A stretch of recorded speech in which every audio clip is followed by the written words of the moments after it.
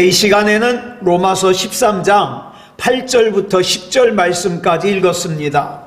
오늘은 로마서 60번째 시간으로 부제목은 사랑은 율법의 완성이니라 입니다. 사랑은 율법의 완성이니라. 앞에서 우리는 바울이 혈족, 즉 가족과 친척들과의 관계에서의 사랑은 어떻게 해야 될 것이냐 살폈고요. 또 교회 안에서 교우들과의 관계에서의 사랑은 어떻게 할 것이냐 살폈습니다. 또 교회 밖에 다른 그리스도인들과의 사랑은 어떻게 할 것이냐 살폈고요. 또 이웃과의 관계에서는 어떻게 사랑할 것이냐, 또한 나를 핍박하고 괴롭히는 사람과의 관계에서는 어떻게 사랑할 것이냐, 또 원수된 사람과의 사랑은 어떻게 할 것이냐, 또 지난 시간에는 권세 잡은 자, 즉 통치자와의 관계에서는 어떻게 사랑할 것이냐를 쭉 살펴보았습니다. 이어서 오늘 본문은 로마서 13장 8절부터 일반적인 사람과의 관계에 있어서의 사랑을 이야기하고 있습니다. 먼저 우리가 요한복음 13장 35절을 보면 뭐라고 말씀하고 있느냐, 우리 같이 읽어볼까요? 시작. 너희가 서로 사랑하면 이로써 모든 사람이 너희가 내 제자인 줄 알리라. 예수님께서 말씀하시기를 우리가 서로 사랑하면 그 사랑을 보고 다른 사람들이 우리가 예수님의 제자라는 것을 알 것이다, 이렇게 말씀하셨습니다. 이 말씀은 즉 사랑이 우리가 예수님의 제자라는 증거라는 뜻이에요. 권력을 잡은 집권자가 사람을 사랑하는 마음이 있으면 어떻습니까? 그 권력의 노예가 되어서 자기만을 위해서 권력을 휘두르지 않겠죠. 나에게 이 권력을 맡겨주신 하나님 앞에서 어때요? 선한 청지기가 되어서 다른 사람들을 사랑하는 봉사의 도구로 자기가 가진 권력을 사용할 겁니다. 우리 달란트도 마찬가지예요. 우리 달란트도 내가 정말 하나님을 사랑하고 사람을 사랑하면 내가 받은 그 달란트를 어떻게 사용합니까? 하나님을 사랑하고 사람을 사랑하는 데 사용하겠죠. 국민도 마찬가지입니다. 사람을 진짜로 사랑할 때 어때요? 국가를 향한 내 의무를 다할 수 있어요.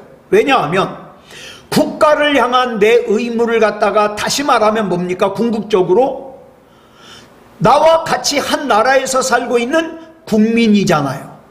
그 국민을 사랑하고 그 국민을 위한 내 의무를 다하는 거예요. 이와 같이 사람에 대한 기본적인 사랑이 없이는 좁은 의미로는 내 가족도 사랑 못해요. 왜? 여유가 없거든요. 내 가족도 사랑할 수 없어요. 그러니 내 가족을 사랑 못하는 사람이 국민을 사랑하겠습니까? 국가를 사랑하겠습니까? 사랑할 수가 없죠. 그래서 오늘 본문 말씀 8절 상반절을 보면 이렇게 말씀을 시작하고 있는 거예요. 같이 읽겠습니다. 줄친 것만 시작. 피차 사랑의 빚 외에는 아무에게든지 아무 빚도 지지 말라. 우리가 이 세상을 살아가면서 절대로 져서는 안 되는 빚이 있습니다. 첫 번째로는 내 능력, 내가 갚을 능력 이상의 물질적인 빚, 금전적인 빚을 지면 안 돼요. 왜냐하면 내가 내 능력으로 갚을 수 없는 빚을 졌을 때 그 빚은 빌린 나와 빌려준 사람과의 관계를 다 깨트려 버리거든요. 내가 큰 빚이 있을 때 어떻습니까? 나는 빚에 쪼들려 있는데 다른 사람들이 나와 가깝다고 하는 사람들이, 내 형제들이, 내 식구들이 나를 도와주지 않으면 서운한 마음이 들잖아요. 그리고 나에게 돈을 빌려준 사람을 만나면 어떻습니까? 비굴해지는 거예요. 할 말도 못하게 되는 거죠. 이렇게 빚에 쪼들리고 빚에 쫓겨다니다 보면 사람을 만날 때 그 사람을 어떻게 보게 되느냐, 내가 어떻게 하면 이 사람과의 관계를 통해서 돈을 빌릴 수 있을까? 이런 생각만 하게 되니까 관계가 깨지는 거예요.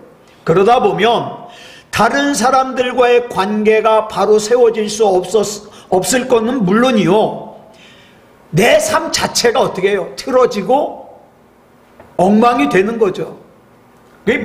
빚을 갚아야 될 날짜가 다가오면, 이자를 보내야 될 날짜가 다가오면 어때요? 전화 소리만 나도 가슴이 철렁하는 거죠. 이런 것들을 한마디로 정리하면, 내가 갚을 수 있는 능력을 초과하는 빚은 내 자유를 빼앗아가요. 예. 자유를 빼앗긴 삶은요, 죽은 것이나 다름없어요. 그런데 이와 반대로 사도 바울은 반드시 져야 될 빚이 있다 그래요. 예? 반드시 져야 될 빚. 그 빚은 뭐냐? 사랑의 빚입니다. 이 사랑의 빚은 일방적으로 지는 빚이 아니라 뭐라 그랬어요? 피차 지는 빚이에요. 예? 피차. 나도 빚지고 너도 빚지고. 왜 그리스도인들이 서로 피차 사랑의 빚을 지면서 살아가야 되는가? 이 빚과 선물의 차이를 먼저 봐야 돼요. 선물은 어때요? 내가 받으면 그걸로 끝이에요. 그런데 빚은 달라요. 빚은 어떻습니까? 반드시 갚아야 돼요. 그런데 사랑을 선물이라고 하지 않고 뭐라 그랬어요? 빚이라 그랬어요. 그렇기 때문에 이 빚은, 이 사랑은 반드시 갚아야 돼요. 쉽게 말해서 사랑을 받아본 사람만이 사랑을 줄 수 있다는 뜻이죠. 그래서 그리스도인은 사랑의 빚을 지라 이 말이에요. 그렇다 그래서 내가 누군가에게 사랑을 구걸하고 다니라는 말이 아니에요. 예? 나 좀 사랑해줘, 내 사랑을 받아줘, 구걸하라는 말이 아니에요. 이미 내가 존재한다는 자체가, 내가 살아있다는 자체가 내가 알게 모르게 어때요? 주위에 있는 수많은 사람들에게 사랑의 빚을 지고 살고 있는 거예요. 예? 저와 여러분은 많은 사람들로부터 사랑의 빚을 이미 졌기 때문에 지금 살아서 숨쉬는 거죠.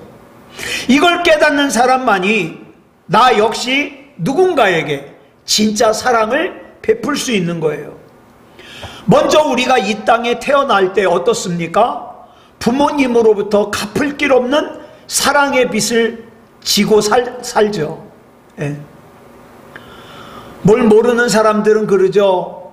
아버지가 나한테 해준 게 뭐가 있어? 어머니가 나한테 해준 게 뭐가 있어? 이렇게 따지지만 부모님이 없었으면 나라고 하는 존재는 이 땅에 태어나질 못했죠. 어머니가 나를 뱃속에 담고 있을 때 입덧을 하면서 고통스러워하다가 입덧이 마칠 때쯤엔 어때요? 배가 불러와가지고 거동이 불편하잖아요. 그 옛날 또 어머니 세대는 어때요?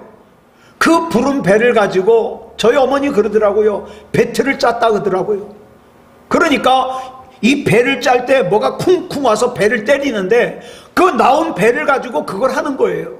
예. 그러니까 그 거동이 불편한 배를 가지고 어땠습니까? 일을 하셨다는 거죠. 제 조카 하나는 아기가 자꾸 떨어지려 그래가지고 여러 달을 출산할 때까지 계속 누워 지내야 됐어요. 그러니까 이 아기를 가지고 아기를 낳는다는 것이 이 얼마나 대단한 일입니까? 그리고 우리가 태어나는 순간 어때요? 우리 어머니들은 죽었다 살아날 정도로 고통스러운 산고를 겪죠. 즉 우리 어머니들은 어때요? 생명을 걸고 자식을 이 땅에 태어나게 하는 거죠.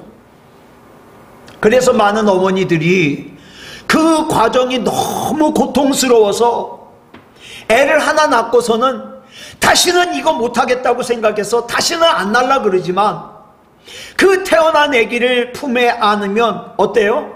지난 고통을 싹 잊어버리게 돼서 둘째도 낳고 셋째도 낳는다는 거예요.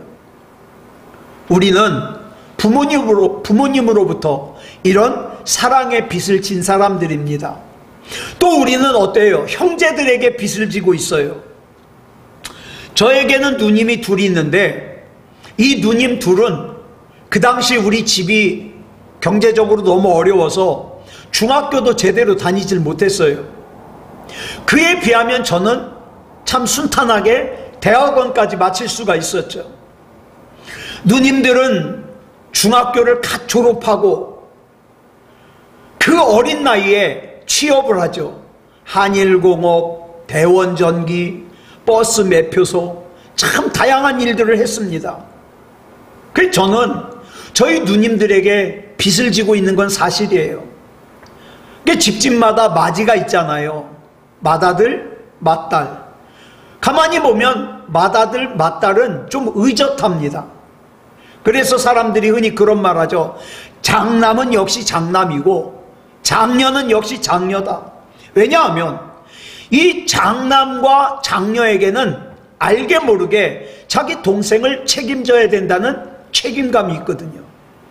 그러면 동생만 사랑의 빚을 지느냐? 아니요.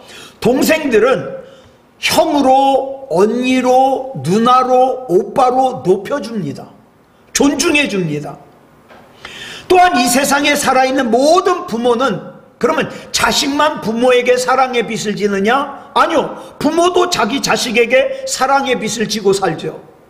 만일 누군가가 아니야, 나는 벌어놓은 돈이 많기 때문에 난 내 자식에게 신세 안 져. 그러니까 난 내 자식을 의지하지 않고 살아도 돼. 이렇게 생각할지 모르지만 그렇지 않아요. 왜냐하면 인간이 이 땅을 떠나고 나면, 이 코끝에 호흡이 멈추고 나면 그 뒷마무리를 누가 합니까? 자녀가 합니다. 내가 살아있는 동안에는 사랑의 빚을 갚을 수 있어요. 나한테 사랑을 준 사람들에게 사랑의 빚을 갚을 수 있지만 내가 이 땅에서 코끝에 호흡이 멈추고 난 다음에는 나에게 사랑을 베푸는 사람들을 향하여 사랑을 갚을 길이 없어요. 그래서 부모는 반드시 갚을 수 없는 사랑의 빚을 자녀에게 지게 되어 있습니다. 또한 우리는 우리보다 먼저 이 세상을 살았던 사람들에게 사랑의 빚을 지고 있어요. 그 사람들이 마을에 길을 만들고 마을을 만들고 산을 개간하고 터널을 뚫고 밭을 경작하고 학문을 이루고 문화를 이루고 예술을 발전시켰기 때문에 오늘 우리가 이렇게 살고 있잖아요. 저는 차를 운전하고 가다가 긴 터널을 지나갈 때면은 항상 감탄을 합니다. 아니 어떻게 이렇게 긴 터널을 뚫어놓을 수 있었을까? 예?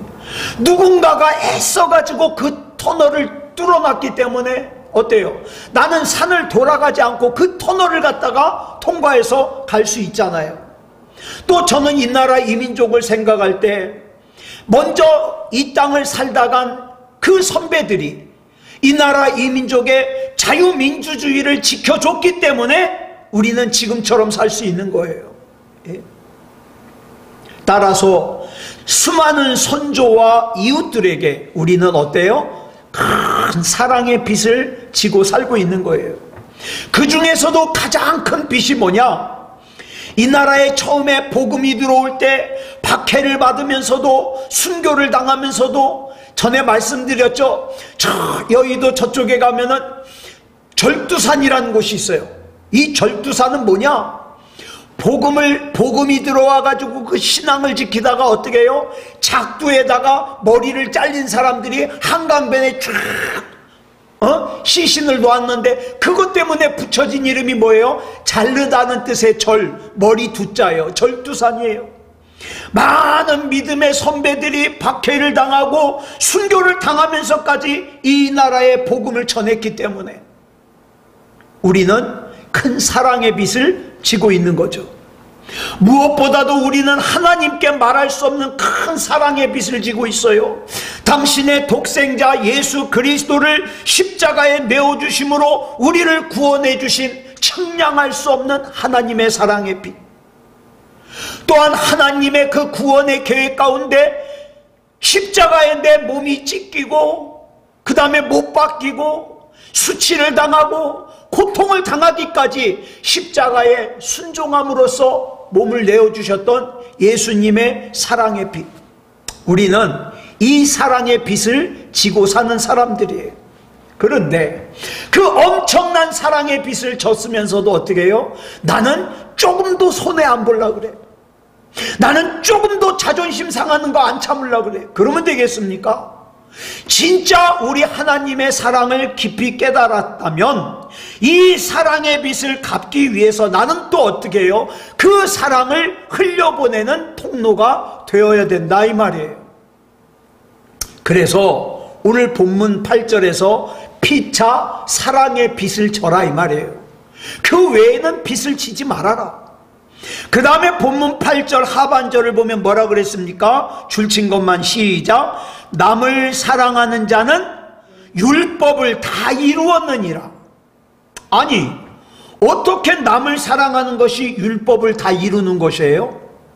내가 다른 사람에게 사랑의 빛을 진 것을 깨닫고 다른 사람을 사랑하면서 살면 그런 사람이 다른 사람에게 악을 행할 수 있습니까? 없습니까? 없죠. 없죠. 불량식품 만들 수가 없죠. 다른 사람을 속이면서 살 수가 없죠. 원한을 가지고 살 수가 없죠. 사기를 칠 수가 없죠. 거짓을 행할 수 없죠. 도둑질 행할 수 없죠. 그러기 때문에 사람을 진짜로 사랑하면, 하나님을 진짜로 사랑하면 율법이 완성된다 이 뜻입니다. 신앙생활이 완성된다 이 말입니다. 내가 하나님께 큰 사랑의 빛을 줬다는 것을 아는 사람이 예배를 우습게 여기겠어요? 가볍게 여기겠어요?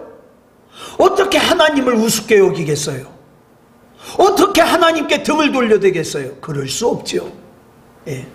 그러므로 우리가 하나님을 사랑하면, 우리가 사람을 진짜로 사랑하면 율법이 완성되는 거예요. 완성되는 거. 많은 사람들이 내가 사랑을 해야 된다는 필요성을 알기는 알지만 정작 사랑이 뭔지는 잘 몰라요. 사랑. 그래서 이 시간에 사랑이 뭐냐? 사랑의 개념을 한 5가지만 살펴보겠습니다. 첫째, 사랑은 상대방과 나와의 거리를 인정하는 거예요. 우리는 다른 사람이 다 나와 똑같기를 원해요. 아니요, 똑같을 수 없어요.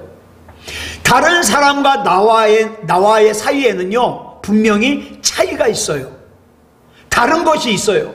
이걸 인정하고 수용하고 존중해 주는 거, 이게 사랑입니다.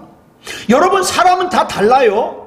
똑같을 수가 없어요. 심지어는 엄마 뱃속에서 같이 태어난 쌍둥이조차도 달라요. 네, 달라. 그러니까 사람들은 저마다 독특한 자기만의 개성을 가지고 있는 거예요. 예를 들면 우리 교회의 지혜자매나 아니면 예인이 같은 경우에는요, 수학적인 머리가 발달했어요. 그래서 수학과 과학을 잘해요. 반면에 그러다 보니까 역사나 문화, 국어 이쪽으로는 조금 딸려요. 이게 사람이 그래요. 반면에 저 같은 사람은요, 수학과 과학은 밤싸요.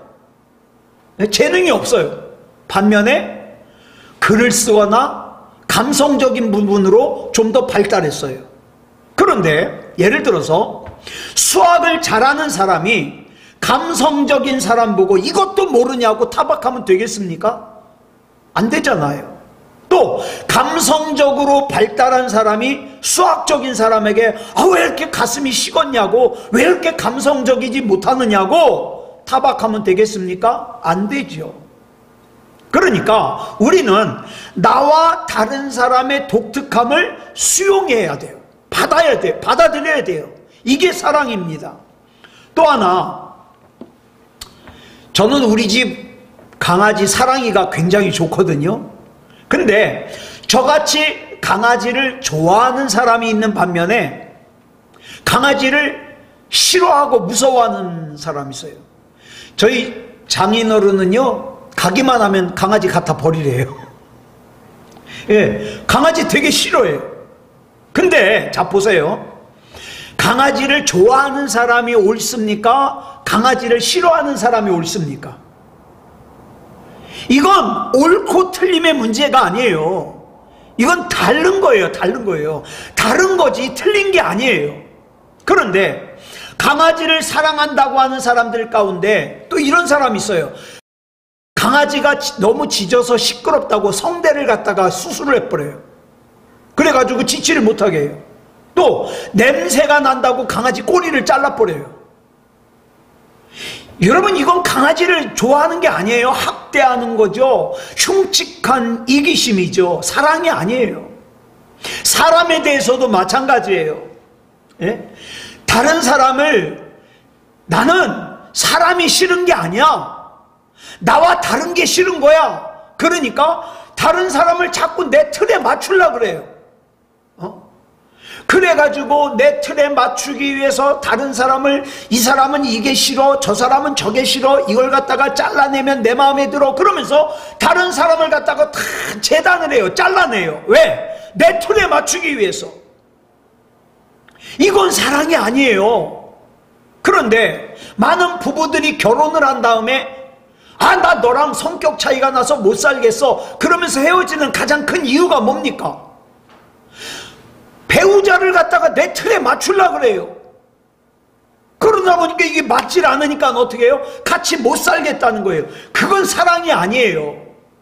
상대방에 대해서, 그 사람에 대해서 들이대는 틀, 기준이 있잖아요. 틀. 이걸 갖다가 깨버리는 것이 진짜 사랑이거든요. 그래서 상대방을 있는 모습 그대로 내가 받아들이는 거, 수용하는 거. 죄를 짓는 것이 아니라면 나와 다른 차이를 존중해주고 받아들일 수 있는 거, 이게 사랑이라는 거예요. 그러면 우린 여기서 이런 또 질문을 하게 돼요. 그러면 목사님, 동성애라는 것도 성적으로 다른 건데 그러면 동성애 같은 것도 받아들여야 됩니까? 이것 때문에 우리가 이제 두 번째 사랑의 개념을 알아야 돼요. 두 번째 사랑의 개념이 뭡니까? 같이 읽어볼까요? 시작. 사랑은 상대방을 바른 길로 인도하는 것입니다. 내가 욕을 먹더라도, 상대방이 나에게 서운해하더라도 바른 길로 인도하는 것이 진짜 사랑이에요.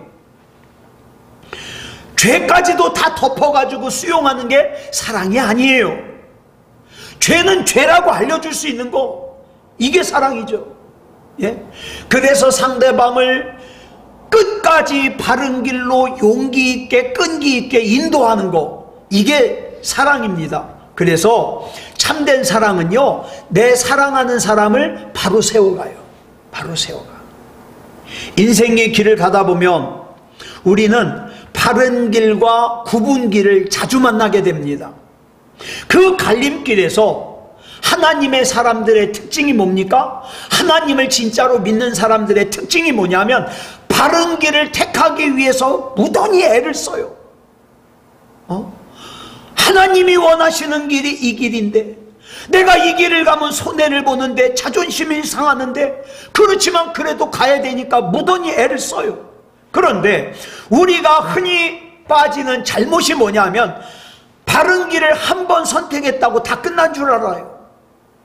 아니요. 우리는 하나님 나라 갈 때까지 바른 길 선택하는 걸 계속 반복해야 돼요.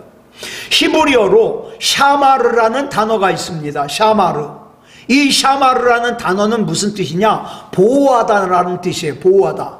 그 외에도 지키다, 게으르지 않다, 유심히 보다, 성실하다, 조심하다, 이런 뜻이에요. 그런데 성경에서 이 단어를 언제 사용하느냐? 하나님께서 하나님의 백성을 보호하신다, 그럴 때 사용해요, 이 단어를. 또 사람이 어떨 때 이 단어를 사용하느냐? 하나님의 말씀을 두려움으로 떨면서 그 말씀을 지킨다, 그럴 때 이 단어를 사용해요. 창세기 2장 15절을 보면 이런 말씀이 나와요. 같이 읽겠습니다. 시작. 여호와 하나님이 그 사람을 이끌어 에덴 동산에 두어 그것을 경작하며 지키게 하시고, 여기서 지키게라고 번역된 단어가 바로 이 단어예요. 여기 보면 에덴 동산에 아담과 하와를 두시고 아담에게 말씀하시기를 뭐라 그래요? 경작하고 지켜라. 여기서 이 지켜라가 뭐예요? 샤마르예요. 왜 하나님께서는 여기서 아담과 하와에게 샤마르라는 단어를 쓰셨을까? 하나님의 말씀을 지키려고 하는 샤마르 하려는 그 태도가 곧 누구를 보호하는 거예요? 아담 자신을 보호하는 거예요. 하나님의 말씀을 내가 샤마르 할 때 사람은 하나님께서 주신 에덴의 복을 누릴 수 있는 거예요. 즉 하나님의 말씀에 대하여 샤마르하는 태도를 가진 사람들은 뭘 받을 수 있어요? 하나님의 복을 받을 수 있어요. 누릴 수 있어요. 그렇기 때문에 하나님을 사랑하는 사람들은 뭘 지키려고 합니까? 하나님의 말씀을 보호하고 지키려고 하는 거예요. 저와 여러분이 성경 왜 봐요? 말씀 지키려고. 예? 왜 말씀을 지키려고 그래요? 나 하나님의 사람이니까. 하나님의 사람인 게 왜 중요해요? 나는 하나님의 보호를 받으니까. 그런데 내가 하나님의 말씀을 샤마르 한다는 것은 곧 무슨 뜻이에요? 내가 하나님의 말씀을 지키는 것을 통해서 날 지키는 거예요. 여러분, 내가 하나님 말씀대로 사는 것은요, 날 지키는 거예요. 날 지키는 거. 하나님을 사랑하는 영혼은요, 하나님의 말씀을 들으려고 그래요. 하나님을 사랑하는 영혼은요, 하나님의 말씀을 믿으려고 그래요. 신뢰하려고 그래요. 하나님을 사랑하는 영혼은요, 하나님 말씀을 지키고 하나님 말씀대로 살려고 그래요. 그런 영혼을 어떻게 해요? 하나님께서 샤마르 하셔요. 지키시고 보호하셔요. 그래서 요한복음 14장 15절 보면 중요한 말씀이 나오잖아요. 시작. 너희가 나를 사랑하면 나의 계명을 지키리라. 너 나 사랑해? 그럼 내 계명 지켜. 네가 내 계명 지켜? 그럼 난 널 지켜. 이거예요. 잠언 8장 17절 보니까 이렇게 말씀하죠. 시작. 나를 사랑하는 자들이 나의 사랑을 입으며 나를 간절히 찾는 자가 나를 만날 것이니라. 내가 하나님 사랑하는 것이 곧 뭐예요? 내가 하나님 앞에 사랑을 입는 길이에요. 내가 하나님을 만날 수 있는 방법이 뭐예요? 하나님 간절히 찾는 거예요. 예? 그래서 중요한 거예요. 지킨다는 것이. 그 다음 세 번째로 사랑은 뭐냐? 같이 읽겠습니다. 시작. 사랑은 눈에 보이지 않는 상대방의 수고를 보는 거예요. 우리는요, 자꾸 다른 사람의 수고를 뭘로만 판단하려고 그래요? 내 눈에 보이는 거. 그러다 보니까 사람들이 어떻게 해요? 자꾸 내가 인정받기 위해서 생색을 내는 거예요. 내가 이거 했다, 내가 이거 샀다, 내가 이만큼 돈 많이 썼다, 이런 거 막 생색을 내고 싶어 하는 거예요. 왜? 보여야 내가 인정을 받을 것 같으니까. 그런데 믿음의 세계에선 그렇지 않아요. 네. 참된 사랑은 눈에 보이는 부분보다 보이지 않는 부분에서 더 중요한 일이 일어나고 있다는 걸 알아요. 그런 사람이 진짜 하나님 사랑해요. 왜?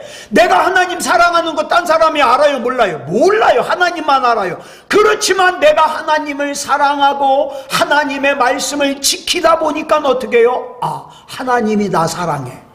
하나님이 나 지켜. 이걸 체험하게 되는 거죠. 그게 진짜 사랑이 중요해요. 그 다음 네 번째로 같이 읽습니다. 시작. 사랑은 보이지 않는 사람을 배려하는 것이다.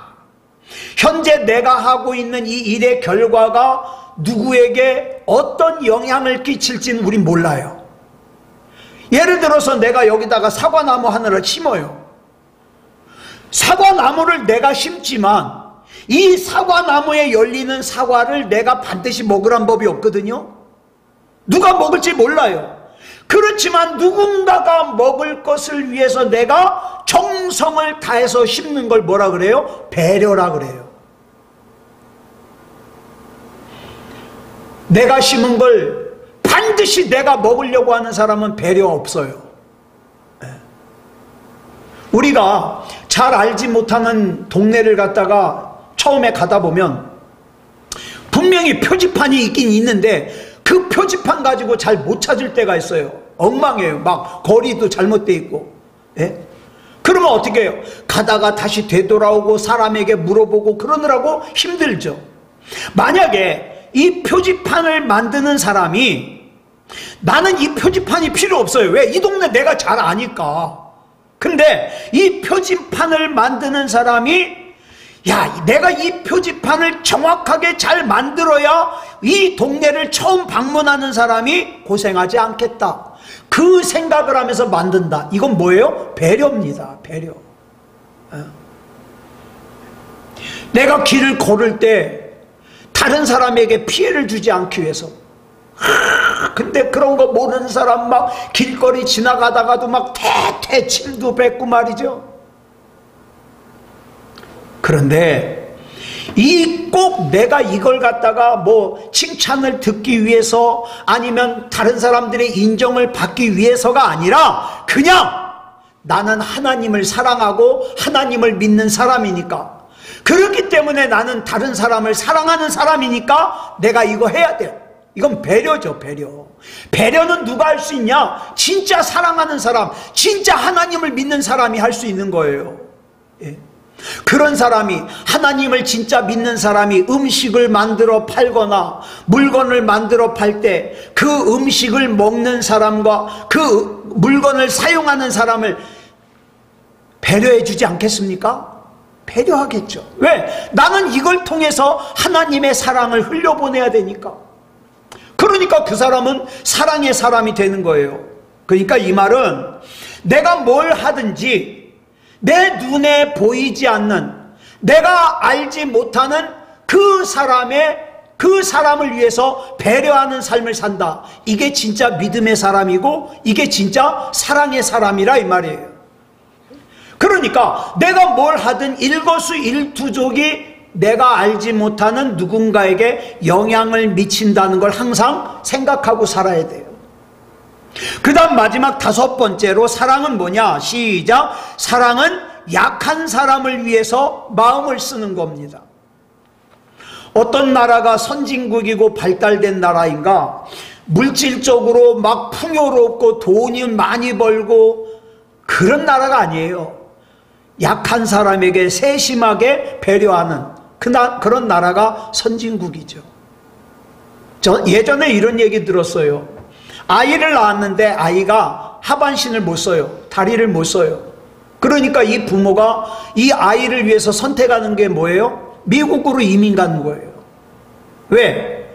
우리나라는 그때만 하더라도 장애인들을 향한 배려가 없는 거예요.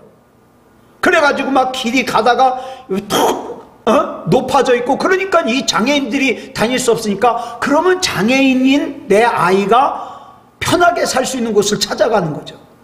이런 게 선진국이라 이 말이에요. 왜 사랑이 약한 사람에게 초점을 맞추고 있느냐?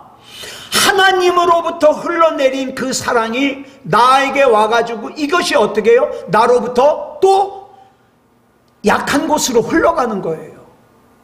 내가 이 사람에게 이렇게 해주면 이 사람이 나에게 이렇게 갚겠지가 아니라, 예수님이 뭐라 그랬어요?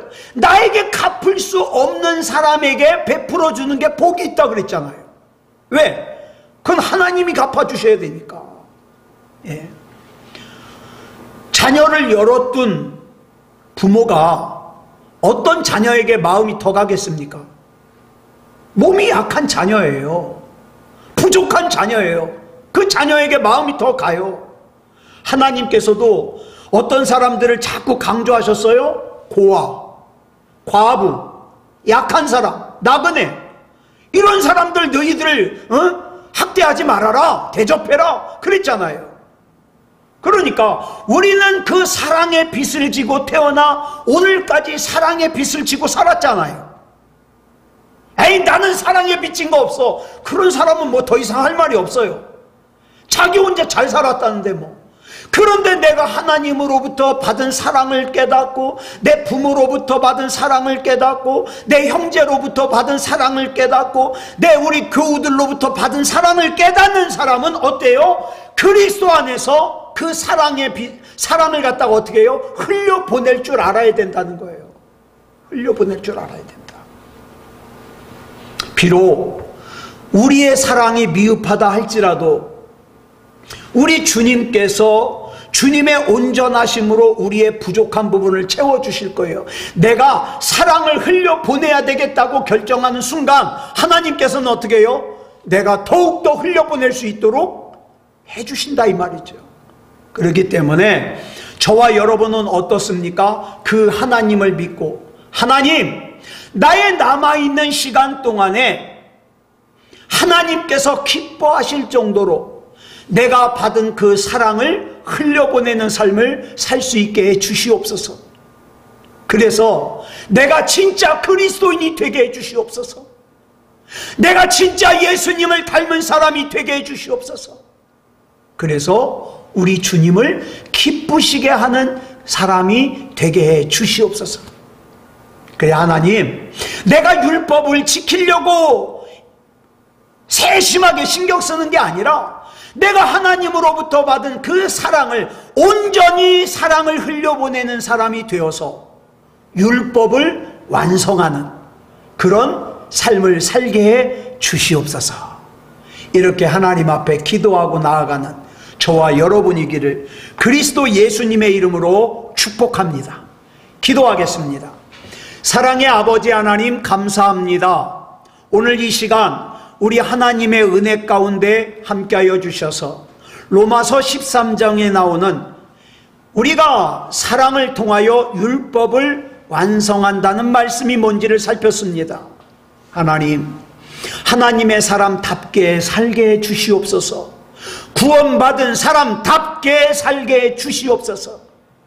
우리 하나님께서 매 순간 우리의 생각, 우리의 마음, 우리의 말, 우리의 모든 것을 주관하여 주셔서 하나님의 자녀답게, 하나님의 백성답게 살게 해 주실 줄 믿사오며 그리스도 예수님의 이름으로 감사하며 기도드렸사옵나이다. 아멘.